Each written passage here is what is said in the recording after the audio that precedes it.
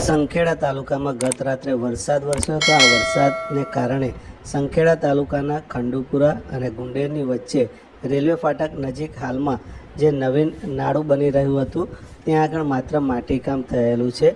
આ માટીકામ બેસી ગયું હતું। માટીકામ બેસી જવાને કારણે અત્રેથી રાત્રિ દરમિયાન પસાર થતા વાહન ચાલકોને હાલાકીનો સામનો કરવો પડ્યો હતો।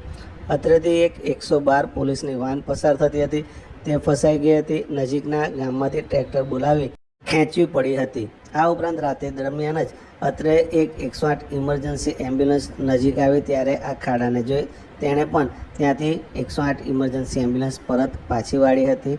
સવારે વિદ્યાર્થીઓ માટે દોડતી ખાસ એસટી બસનો ચાલક પણ આ ખાડાને જોઈ ત્યાંથી રિવર્સમાં એસટી બસને પાછી લઈ ગયો હતો અને લાંબો ફેરો ફરી અને વિદ્યાર્થીઓને લેવા માટે ગઈ હતી આ બસ।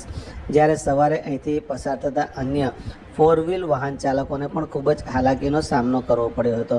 આ અંગે સ્થાનિક આગેવાન સુભાષભાઈ બારિયાએ જણાવ્યું હતું કે અહીંયા ગુંડેરથી ખંડુપુર જતા રેલવે ફાટકની બાજુમાં નારું આવેલું છે। જે નારું અત્યારે નવીન બનેલું છે પરંતુ એના ઉપર આરસીસી રસ્તો કરેલ નથી, જેથી રાત્રે વરસાદ પડ્યો તો ત્યાં બેસી ગયું છે અને 112 રાત્રે 1 વાગ્યા સમયે આવતી હતી તે પણ પલટી ખાતી બચી છે।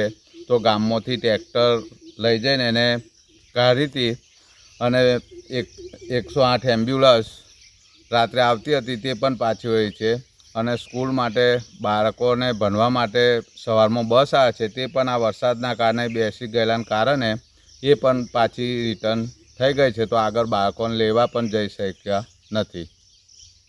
શું માંગણી છે તમારી? તો આ વહેલી તકે આરસીસી ઉપર થઈ જાય એવી અમારી માંગ છે।